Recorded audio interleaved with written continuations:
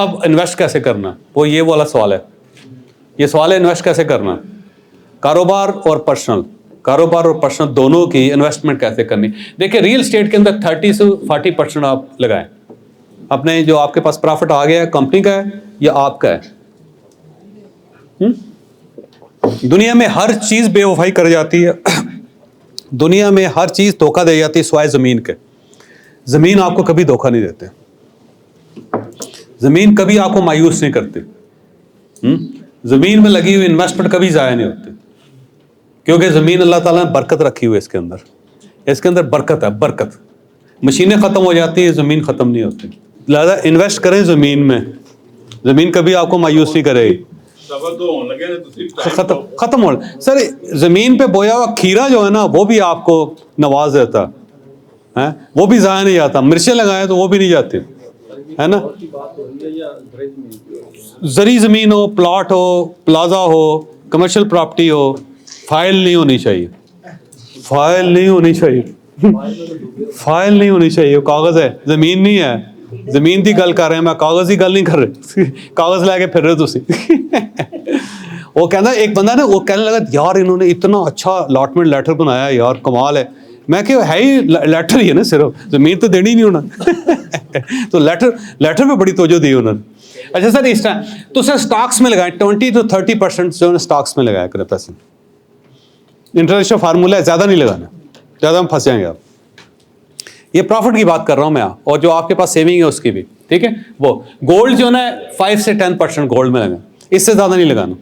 10% ज्यादा लगाएं गोल्ड में कभी भी ना, उसको संभालना पड़ता 5 से 10% उसके अंदर लगाएं। और इसके अंदर बहुत ज्यादा इंक्रीज भी नहीं है गोल्ड के अंदर, ये ध्यान में रखिएगा। ये जितना जमीन के अंदर इंक्रीज है ना, गोल्ड के अंदर वो है ही नहीं, वो उसको आपने इतना लगाना, ठीक है सर। तो इन्वेस्टमेंट अदर बिजनेस, दूसरे लोगों के बिजनेस जो है ना उसके अंदर इन्वेस्ट कर दें आप। तो ये ना 10 से 15% जो है ना दूसरे बिजनेस के अंदर लगाएं आप। और ये बिजनेस ही करना, इन्वेस्ट करना, याद रखना, ठीक है। और इमरजेंसी रिजर्व जो है ना आपके, वो जो मैं पहले बता चुका हूँ 6 से 12 महीने के आपके पास हर सूरत होने चाहिए, कंपनी के भी और पर्सनल भी। आगे चलिए जी। देखिए जी, अगर स्टेज 1 की कंपनी है ना आपकी, स्टेज 1 की कंपनी है जो अभी स्टार्ट की है, जिसको अभी स्टार्ट किया और 3 साल हो गए हैं इसको, 3 साल तक स्टेज 1 होती है इसकी। स्टेज 1 में आप अगर इन्वेस्ट करना चाहते हैं ना, री इन्वेस्ट करना चाहते हैं, तो अपनी बिजनेस के अंदर ना स्टेज 1 में 60% री इन्वेस्ट करें अगर नया बिजनेस है। और अगर उसके अंदर इमरजेंसी फंड जो है ना आपका 30% होना चाहिए, जो नई कंपनी। और उसके अंदर जो इन्वेस्टिंग है ना, इन्वेस्टिंग जो बाहर आपने आउट ऑफ कंपनी इन्वेस्ट करनी है, तो कंपनी अगर आपकी नई है तो आपने 10% से ज़्यादा नहीं करना, ठीक। ये थोड़ा सा मैं और सिंप्लीफाई कर लिया कि अगर आपकी कंपनी नहीं है तो उसमें से आपने 10% से ज़्यादा बाहर नहीं निकालने पैसे, उतने तक रहने दें, उससे आगे नहीं। और अगर ये 3 साल से ऊपर होगी है, 3 साल से लेके 7 साल तक की होगी है, तो ये स्टेज 2 की है, एक ग्रोइंग कंपनी है। इसके अंदर अब आपने 40% जो है ना री इन्वेस्ट करना है इन योर ओन बिजनेस, उसी में 40% आपने इस तरह करना है कि डाइवर्सिफाई करनी है। ये इन्वेस्टमेंट्स की बात कर रहा हूँ मैं सिर्फ, याद रखिएगा। थोड़ा सा ये नहीं होगा आप कहेंगे जी पहले आपने कहा था इतने पैसे निकालने, अभी उससे ज्यादा हो गए। ये री इन्वेस्ट वाला इशू है, इन्वेस्टमेंट वाला है, इन्वेस्टमेंट वाला पोर्शन है। पीछे जाइएगा आप जरा थोड़ा सा, ये देखे ना, ये इससे पीछे जाए, इससे पीछे इन्वेस्टमेंट कहाँ है। अब आगे चलते जाए, आगे आ जाए, वापस आ जाए। ये देखिए, अब ये देखें ना, ये इन्वेस्टमेंट पीछे से ना, एक मिनट, ये देखें अब रियल एस्टेट के अंदर इन्वेस्टमेंट है, स्टॉक के अंदर इन्वेस्टमेंट है, गोल्ड है, और इनमें से हमने सिर्फ इन्वेस्टमेंट इन अदर बिजनेसेस या इन्वेस्टमेंट से उठाई हैं। सिर्फ इन्वेस्टमेंट्स की बात कर रहा हूँ। चले, आपने अपने पैसे निकाल लिए हुए हैं, बाकी सारे इन्वेस्टमेंट्स के अंदर है।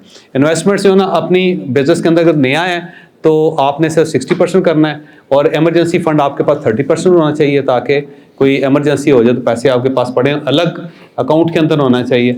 और बाहर इन्वेस्ट जो करनी है आपने वो 10% ज़्यादा नहीं करना। ग्रोथ है 40% री इन्वेस्ट करें, और 40% आप बाहर इन्वेस्ट करें, और 20% जो है ना वो आप अपना जो ओनर है वो ले पैसे अपने सैलरीज़ के अलावा। थोड़ा पीछे चलिएगा। और इसके अलावा अगर स्टेज 3 की है, स्टेज 3 के अंदर ये है कि 7 साल की हो, 60 साल से ऊपर की है, तो 20% बिजनेस में इन्वेस्ट करें, 50% आप बिजनेस से बाहर निकालें, और नीचे क्या है जी 20% 30% रहेगा, तो 30% जो है ना आप किसी और जगह लाइफस्टाइल वगैरह पे अपने ऊपर लगा लें। आए जी, ठीक है।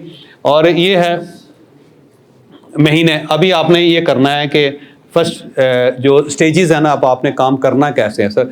वीक 1 है, पहला हफ्ता जो आपने क्या करना है कि कैलकुलेट योर बिजनेस प्रॉफिट, के पिछले 3 महीनों की जो एवरेज है उसको अब आप कैलकुलेट करें। ये फार्मूला जो आपने बनाना है, अभी फार्मूला बनाने के लिए ज़रूरी है कि एक पहला हफ्ता आपने करना है कि आप कैलकुलेट करें, सिर्फ अपना बैठ के ठंडा दिमाग के साथ गर्म पानी पी के, सर्दियाँ शुरू हो गई हैं थोड़ा सा, तो आपने पहले हफ्ते सिर्फ और सिर्फ एक काम करनी, एक्टिविटी आपने कि आपने कैलकुलेट करना है अपने बिजनेस प्रॉफिट को और पिछले 3 महीने की एवरेज निकाल लेनी है आपने, एवरेज निकाल। दूसरे हफ्ते आपने क्या करना है कि आपने अपनी जो मंथली सैलरी है ना, उसको आपने डिटरमिन करना है। अगर आप पैसे नहीं ले रहे तो इमीडिएटली अपनी मंथली सैलरी स्टार्ट करें उसमें, और उसको कैलकुलेट करना है आपने मिनिमम अपने लिविंग एक्सपेंस के साथ। और तीसरे हफ्ते में आपने क्या करना है कि आपने अकाउंट्स खोलने हैं अलग अलग, ओपन सेपरेट इन्वेस्टमेंट अकाउंट्स।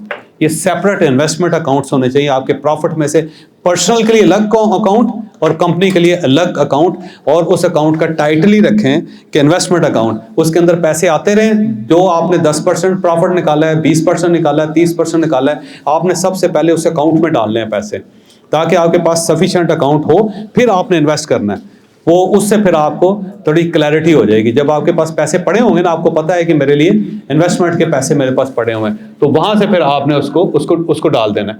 और जो 4th वीक है आखिरी, वो ये है कि make your first investment sir.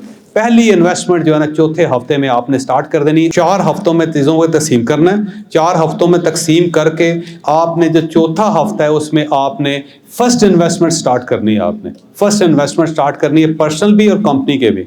Personal जो है वो अलग आपने रखने हैं अपने पैसे, और जो कंपनी के, और ख्वाह वो इन्वेस्टमेंट 10,000 रुपए की भी हो ना, तो आपने कर देनी। यहां से स्टार्ट लेना आपने, यहां से आपने स्टार्ट लेना है। आपके पास 10,000 बचता है, 10,000 आपने कंपनी के प्रॉफिट से निकाल के, इन्वेस्टमेंट अकाउंट से निकाल के इन्वेस्ट आपने कर देना है।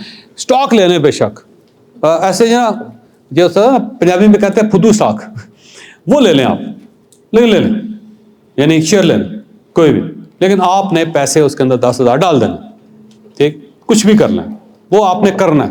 कंपनी का अलग इन्वेस्टमेंट होगी, पर्सन अलग होगी, और जो कंपनी की फिर इन्वेस्टमेंट्स है उसको बनाते चले जाएं, पाइल अप करते चले जाएं। पता लगेगा शेख साहब की तरह कि आपकी जो कंपनी है उसकी वैल्यू रहेगी 10 करोड़ की, और जहां पे आपने पैसे इन्वेस्ट किए थे वो हो गए 1 करोड़ रुपए। उसको आपने करते जाना। चलें जी।